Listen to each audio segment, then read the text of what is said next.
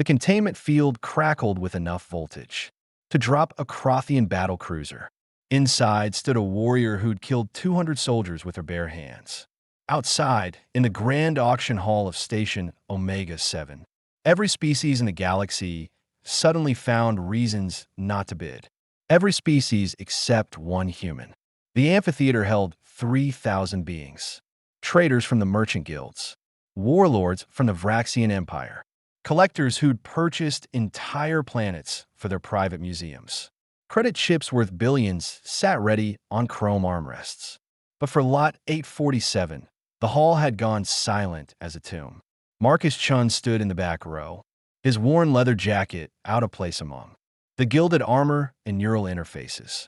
3 years he'd spent hauling cargo through the outer rim's most dangerous routes. Every credit saved, every risk calculated. Not for profit, not for glory, for something the galaxy had long forgotten existed, a conscience. The Vorthan auctioneer's 6 eyes gleamed with practiced greed as he gestured toward the containment field. Lot 847, his translator crackled. Princess Kael'thar of the Berserker clans. Combat rating, Omega class. Age, 22 standard years. His voice dropped. Warning, subject has terminated 4 previous owners. Bidding starts at 50,000 credits. Silence. The Vraxian warlord in the front row, who'd come specifically for this lot, suddenly discovered urgent business elsewhere. The Zentari diplomat activated his recording device, filing this under Galactic Failures, Volume 12. Marcus raised his hand.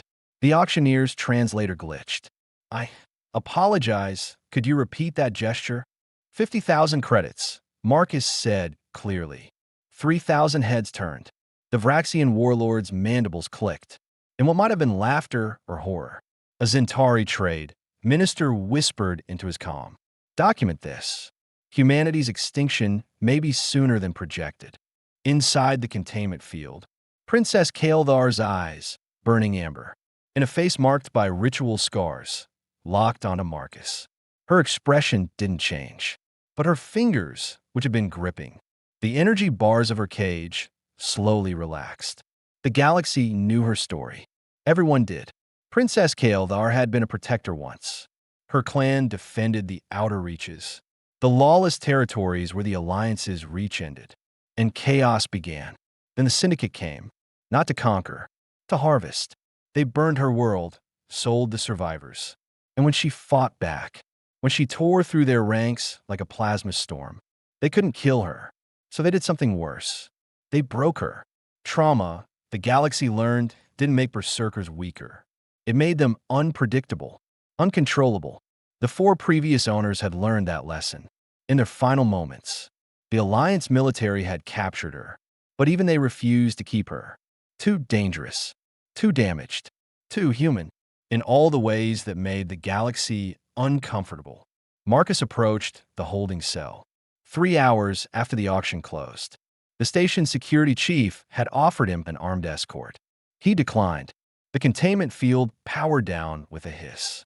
Kael'thar stood motionless, her 7-foot frame wrapped in the ceremonial armor of her dead clan. Dry blood, not hers, still stained the metal. I'm not here to own you, Marcus said quietly.